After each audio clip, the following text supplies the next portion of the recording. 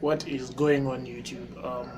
For starters, I'd like to apologize for the fact that this video is late. Today is Wednesday. If you're watching this video, obviously as soon as it's gone live, I was supposed to release this video on Tuesday, since I said I'm doing 2 videos a week on Tuesday and Friday at 5 p.m. Kenya time. So I got a bit busy, and because of that I couldn't upload the video yesterday, so I'm doing it today. Hope you can bear with me. You've already seen the title of today's video. I actually got this idea.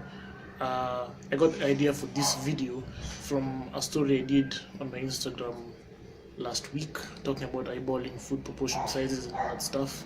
So I thought I'd talk about it now in a bit more in depth in a proper video. So this is why this particular video is being made today. So hope you enjoy the video and learn something. Now I told you before, king is born.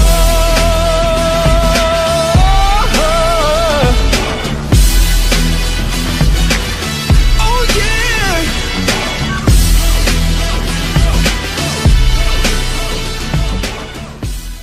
So for starters, let's start with trying to define the term eyeballing.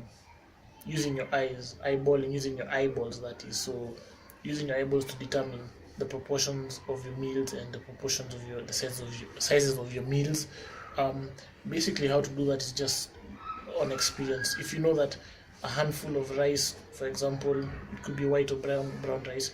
If you know that a handful of white or brown rice is equal to a specific number of grams, and you're used to doing that over and over and over and over again for weeks upon weeks, for months upon months, you do develop a habit and a knack for knowing how that looks on a plate or on a bowl. So if you're able to use your eyes to determine how your food sizes and food proportions look on a plate, then is there really need for using a food scale? That's an argument that would take hours to try and fulfill or determine whether it's true or not. But let me use eyeballing let me use eyeballing for food proportion sizes and make it relevant for this video, and also make it relevant for the Getting Rich Shady series and challenge, and based on a 12-week diet. So in my story, I was pretty brief when I talked about a lot of the stuff, and someone who approached me and said and challenged me on wanting to know whether that was really 100%, in terms of wanted to know whether that was the best way to go about measuring food. And I was like, we just had a brief exchange on direct message on Instagram. So, and that's, like I said earlier, this is why I wanted to do this video more in depth on YouTube. So let me now explain how I'm going to eyeball my food proportion sizes for this particular 12-week period. So I did talk about this briefly in my story. I said I was going to do that. I was going to eyeball my food for either 2 to 3 weeks. Now, what's going to happen is this: once that period is over, so if it's over, once the 2 to 3 week period is over, I'll remain with either 9 or 10 weeks, depending on whether I do 2 or whether I do 3. Once the first part elapses, obviously if I have 9 or 10 left, I will not eyeball my food anymore. I'll start to use a food scale. I do have a food scale. I've had a food scale for about a year now, and I've learned how to use a food scale. You have to obviously go through the motions of trying to master everything, and then once you're used to it, you pretty much know how your food looks when you're trying to key in whatever food figures you're looking for. So I'll use my own experience. I don't have a lot of body fat on my physique currently, which allows me, fortunately, to not need to really nosedive my calories and go for a low point. So I'm starting with high calories. I did talk about this briefly in my last video, which was episode 2.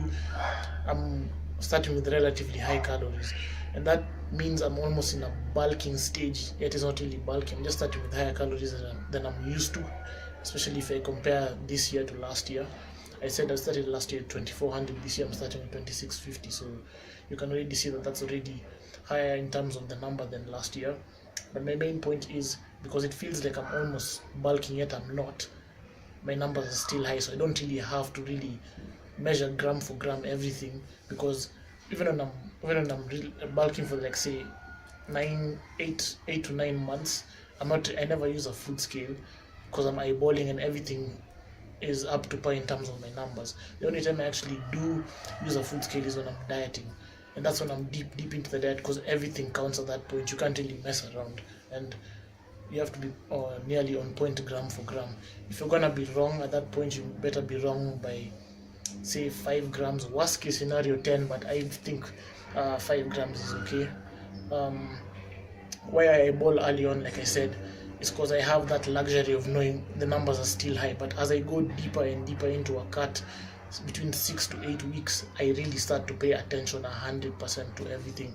Even if I'm supposed to eat 130 grams of rice and I'm off because I'm eyeballing and I go to 150, I have failed. So my point is, that's one of the downsides to eyeballing stuff. And you can't be wrong. Even sometimes I do admit I'm wrong, but would you rather be wrong early on or later on?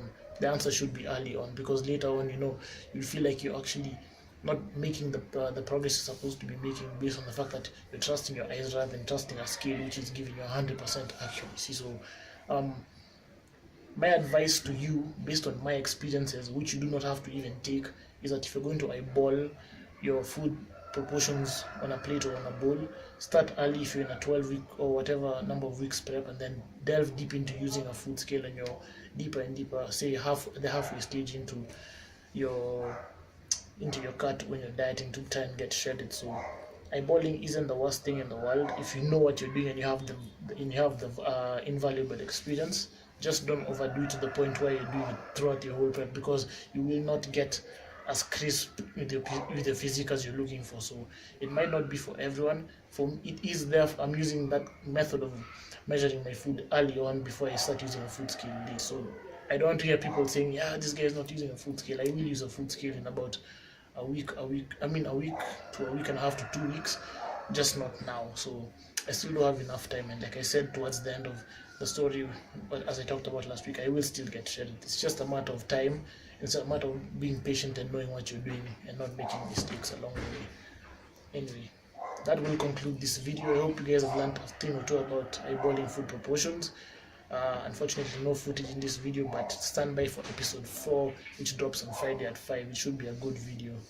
I have a surprise for you in that one, so yeah, I'll see you in that one. Remember to subscribe to the channel if you're not a subscriber. Give the video a thumbs up, and if you have any comments or questions for me, leave them down in the comment section. Write them down in the comment section below, and I'll be sure to respond as soon as possible. So thanks for watching the video, guys. I'll see you soon.